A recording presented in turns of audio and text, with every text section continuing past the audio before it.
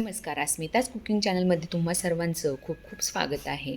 आता सध्या उन्हाळा ऋतू चालू आहे आणि उष्णताही खूप जाणवते आहे. अशातच शरीरामध्ये थंडावा निर्माण होण्यासाठी दुधी हा खूप उपयुक्त असतो, कारण दुधीमध्ये थंड गुणधर्म असतात.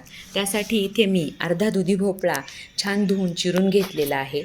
दुधी अगदी कोवळा असल्यामुळे मी याची काही सालं वगैरे काढलेली नाहीत. आता हा चिरलेला जो दुधी भोपळा आहे तो एका बाउलमध्ये घालून यामध्ये 1 ग्लासभर पाणी घालून ठेवणार आहे. कारण दुधी काळा पडतो म्हणून भाजीची तयारी होईपर्यंत दुधीच्या फोडींमध्ये पाणी घालून ठेवलेलं आहे. आता इकडे एक टोमॅटो घेतलेला आहे. तो थोडासा मोठाच कापून घेतलेला आहे.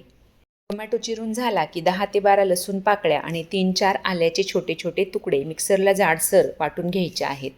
आलं आणि लसूण वाटून झालं की कढई गॅसवरती ठेवून त्यामध्ये 2 ते 3 चमचे तेल घालून घेतलेलं आहे.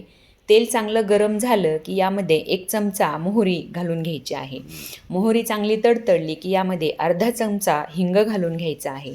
फोडणी छान तडतडली की यामध्ये हे वाटलेलं आलं आणि लसूण घालून परतून घ्यायचं आहे.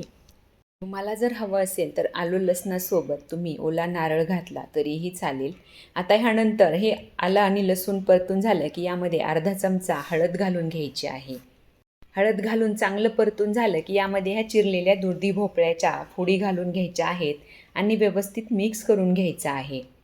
या फोडी मिक्स करून झाल्या की नंतर यामध्ये सुके मसाले घालून घ्यायचे आहेत. त्यात सर्वात प्रथम 1 चमचा धना पावडर आणि पाव चमचा गरम मसाला घातलेला आहे. गरम मसाला घालून झाला की 1 चमचा घरगुती लाल तिखट आणि पाऊण चमचा काश्मीरी लाल मिरचीचं तिखट मी यामध्ये घालून घेतलेलं आहे. तिखट हे आपल्या आवडीनुसार किंवा चवीनुसार वापरायचं आहे. आता व्यवस्थित मिक्स करून यामध्ये थोडंसं पाणी घालून घ्यायचं आहे.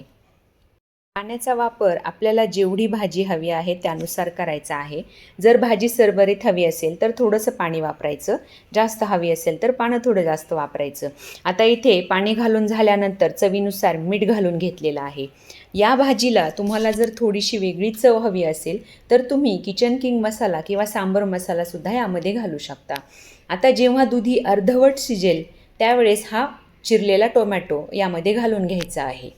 वास्तविक पाहता दुधीला विशेष अशी काही चव नसते, त्यामुळे या भाजीमध्ये टोमॅटो जर घातला तर या भाजीला चव चांगली येते.